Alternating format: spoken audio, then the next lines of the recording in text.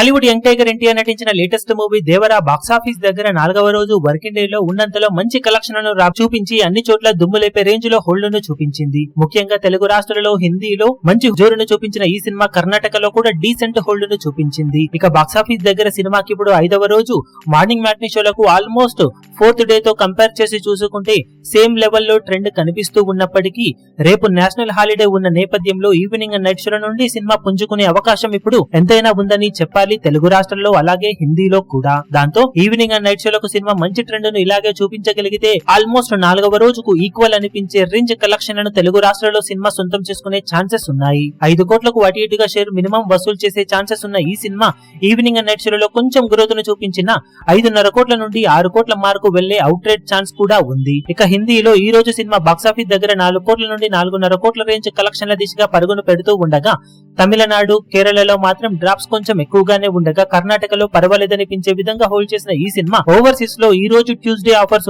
ఉంటాయి కాబట్టి అక్కడ మంచి జోరును చూపించే ఛాన్సెస్ ఉన్నాయి. మరోసారి ఇదే ట్రెండ్ ను సినిమా 4వ రోజు లెవెల్లో కొనసాగించగలిగితే 5వ రోజు డే పూర్తయ్యే సమయానికి 8 నుండి 10 కోట్ల రేంజ్ షేర్ ను మరోసారి సినిమా సాధించే అవకాశం ఉందని చెప్పవచ్చు. ఈవినింగ్ అండ్ నైట్ షోలలో గ్రోత్ ఇంకా బెటర్ గా ఉంటే 10 కోట్ల మార్కును మించే ఛాన్సెస్ కొద్ది వరకు ఉన్నాయి సినిమాకు. మరి ఈవినింగ్ అండ్ నైట్ షోలకు వచ్చేసరికి సినిమా ఎలాంటి కలెక్షన్లతో ట్రెండ్ ను కొనసాగించగలుగుతుందో చూడాలి. ఈవినింగ్ అండ్ నైట్ షోలో రిపోర్ట్స్ చూసి మరోసారి సినిమా ఎలాంటి కలెక్షన్లను సాధించవచ్చు అన్నది అప్డేట్ చేస్తాం. ఈ వీడియో మీకు నచ్చినట్లయితే లైక్ చేయండి, షేర్ చేయండి, ఛానల్ ను సబ్స్క్రైబ్ చేయడం మాత్రం మరవకండి. ఏ చిన్న అప్డేట్ ను మిస్ అవ్వకూడదు అనుకుంటే బెల్ ఐకాన్ ను ప్రెస్ చేయండి.